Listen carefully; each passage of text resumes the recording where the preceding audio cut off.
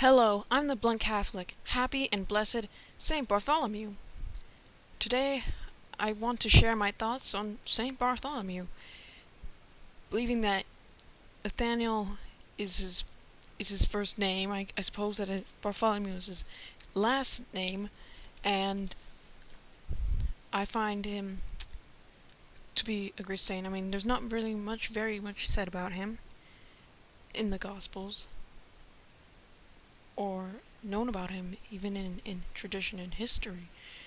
They say that he might have been flayed, that he had his skin taken off of his body, and sounds like a serious witness of the faith. Even though not much is known, I do admire him. I find him to be a great saint, being willing to follow Christ and to proclaim the gospel, even at the cost apparently of his own skin. I also like reading from the Gospels of John, and where he's told by Philip about Jesus and his response. From Nathaniel's response to Philip, you can tell that he's the one who speaks his mind and is a bold person. I was also told that Nathaniel was probably a rabbi who was sitting under the fig tree meditating, perhaps even on the coming of the Christ and the coming of the Messiah, and that sounds pretty neat, that he could be just thinking about meeting him. Maybe he's gonna come today, soon. He's wondering where he's gonna come from, and Philip's like, he's from Nazareth, and like, that place? No way. Nothing good comes from there. But he finds out he's wrong, and I just love that. Jesus says to him, when he sees him, he sees him and he says, "There is an Israelite who deserves the name incapable of deceit." Nathaniel, he just sees Nathaniel, and being God, he can know these things. And Nathaniel says, "How do you know me?" It's interesting. He doesn't say his name, and he just says, "I saw you under the fig tree." And then he says, "You must be the Son of God. You're the King of Israel." Like, I was wrong about what I said earlier about the Nazareth thing, I guess. I found it interesting that Jesus knows you. He knew Nathaniel. Not just that he was sitting under a fig tree, but he knew who he was. A man who is incapable of deceit. A man who has no guile.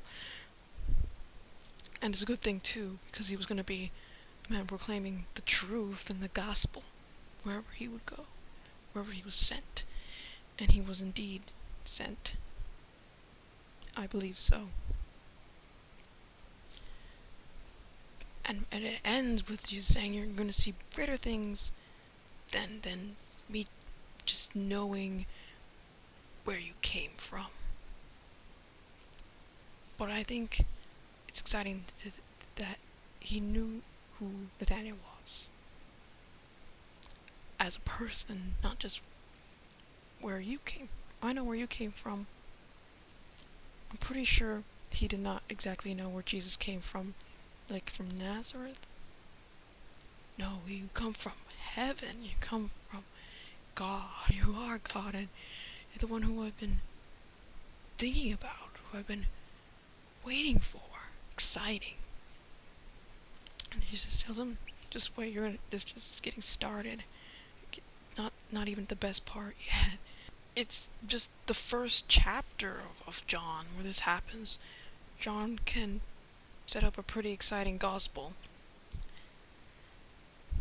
You would probably hear about Bartholomew, and you probably hear this reading at his feast day mass, and I guess, just wow, he must have been a bold sort of person. He must have been a brave person to have gone out and proclaimed the gospel to the point where he had his skin peeled off of him.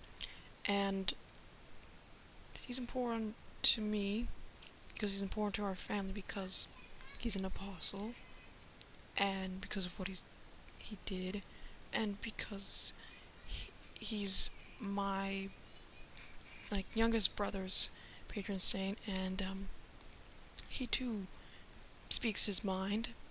You know how little children are. Yeah, but even more than any of us as children. So prayers for him, and prayers from Saint Bartholomew for my dear little brother on his saint day, and for us who need to speak the truth. With that said, God bless you.